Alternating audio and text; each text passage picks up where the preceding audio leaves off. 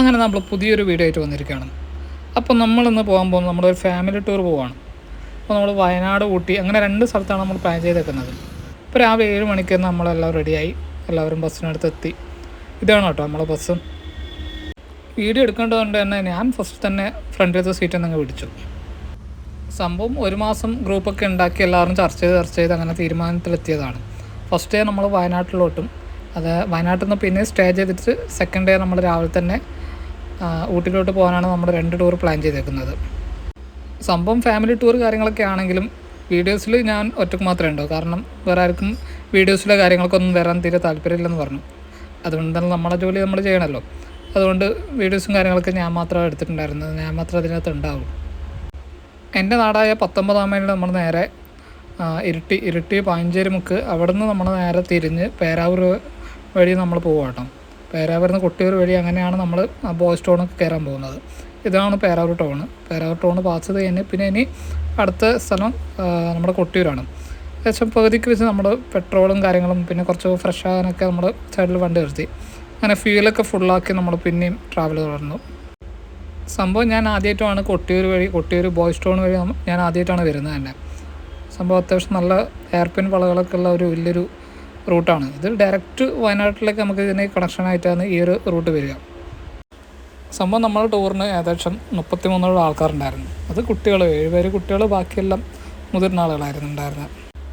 ഈ ഒരു ടൂറിൻ്റെ ഏകദേശം ടിസ്റ്റ് കാര്യങ്ങളൊക്കെ ഇനിയാണ് ആരംഭിക്കാൻ പോകുന്നത്. കാരണം നമ്മൾ ഓരോ സ്ഥലത്ത് നമ്മൾ ഓരോ സ്ഥലം കാണണമെന്ന് ചാർട്ട് ചെയ്ത് വെച്ചിട്ടുണ്ടായിരുന്നു. പക്ഷെ എല്ലാ ഫാമിലി ടൂർ പോലെ എന്തെങ്കിലുമൊക്കെ ഒരു സംഭവങ്ങൾ സംഭവിക്കാനുണ്ട്. അതേപോലെ ഈ ടൂറിലും സംഭവിക്കാൻ തുടങ്ങി.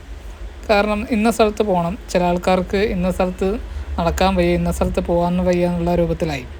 പക്ഷെ നമ്മൾ ചുരമൊക്കെ കയറി ഏകദേശം ബോസ് ടൗൺ അതിൻ്റെ ഏകദേശം ടോപ്പ് ഏരിയയിലൊക്കെ വന്നു.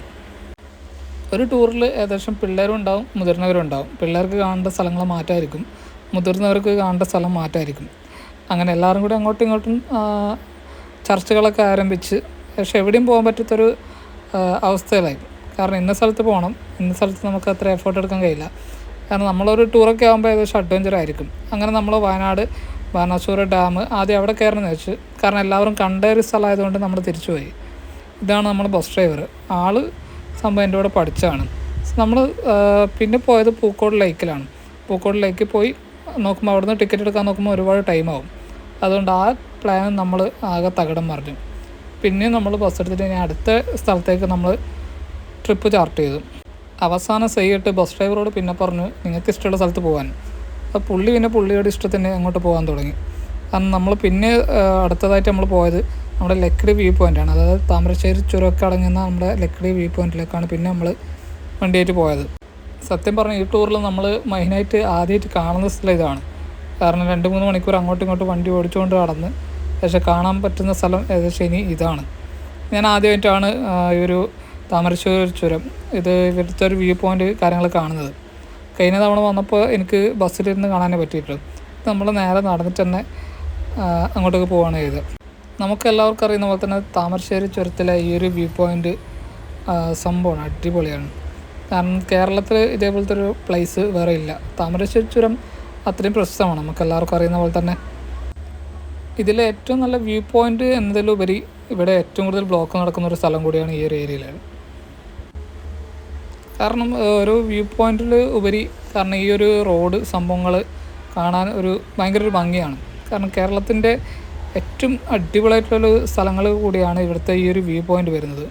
കാരണം ട്രാവലിങ് റോഡ് എന്നതിലുപരി എല്ലാവർക്കും ഒരേപോലെ കാണാൻ പറ്റിയൊരു പ്ലേസ് കേട്ടോ. ഇതാണ് നമ്മുടെ താമരശ്ശേരി ചുരം.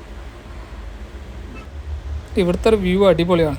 താഴെ ചുരം റോഡുകൾ കാര്യങ്ങളൊക്കെ കാണാൻ പറ്റും.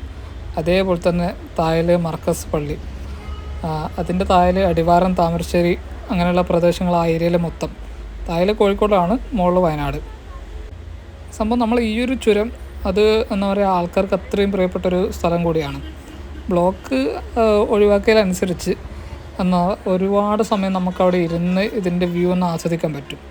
താഴെയുള്ള വലിയ പള്ളിയും കാര്യങ്ങളൊക്കെ, ഇതിൻ്റെ വ്യൂ തന്നെ അത് വേറെ തന്നെ സ്പെഷ്യൽ സ്ഥലമാണിത്. അത് കേരളത്തിൽ ഇതേപോലത്തെ ഒരു പ്ലേസ് വേറെ ഇല്ലെന്ന് പറയാൻ പറ്റും.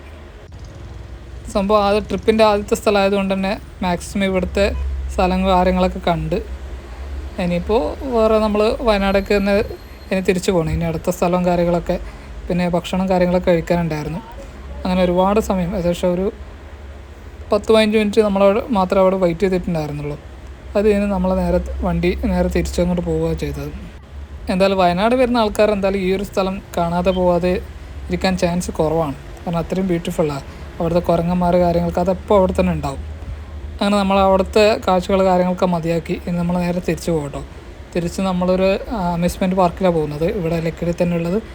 ആ ഒരു അമ്യൂസ്മെൻറ്റ് പാർക്കിൽ പോയി നമ്മൾ നേരെ തിരിച്ചിന് ഇനിയിപ്പോൾ വേറെ പ്രത്യേകിച്ച് കാര്യങ്ങളൊന്നും, ഇനി വേറെ എന്തെങ്കിലും സ്ഥലം കണ്ടുപിടിക്കണം. അത് കഴിഞ്ഞിട്ട് നമ്മൾ ഇവിടെ നിന്ന് സ്റ്റേ ചെയ്ത് കഴിഞ്ഞിട്ട് ഇനിയിപ്പോൾ നാളെ രാവിലെ പുലർച്ചയ്ക്ക് നമ്മളൊരു 5 മണിയൊക്കെയാണ് നമ്മൾ പ്ലാൻ ചെയ്യുന്നത്.